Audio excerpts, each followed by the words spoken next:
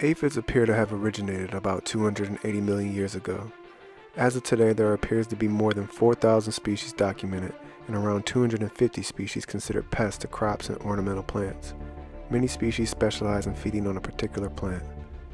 Aphids are a soft-bodied insect that use their piercing, sucking mouthparts to feed on plant sap.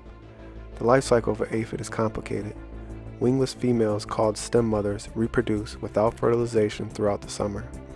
These stem mothers are unique in that they produce living young as opposed to eggs, unlike most other insects. Eventually, the plant containing the stem mother and her offspring becomes overcrowded. When this occurs, some offspring develop into adults with two pairs of large membranous wings. These winged adults fly to new plants. In late summer, both males and females are produced. After they mate, the female lays eggs that survive the winter. In warm climates, there may be no need for an overwintering egg stage, and continuous generations occur. They usually occur in colonies on the undersides of tender terminal growth. Heavily infested leaves can wilt or turn yellow because of excessive sap removal.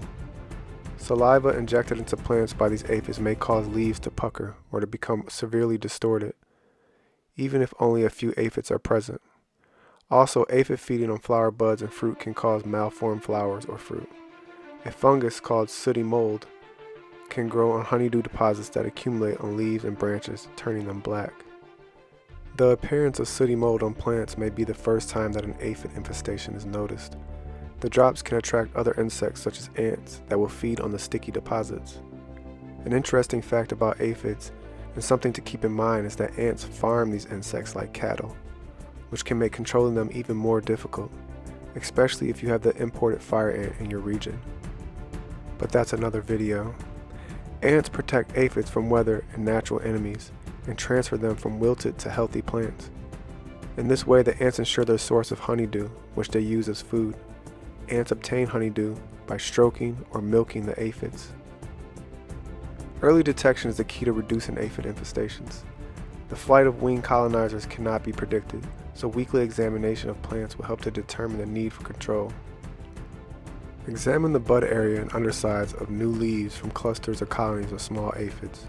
The presence of these colonies indicate that the aphids are established on the plants, and their numbers will begin to increase rapidly.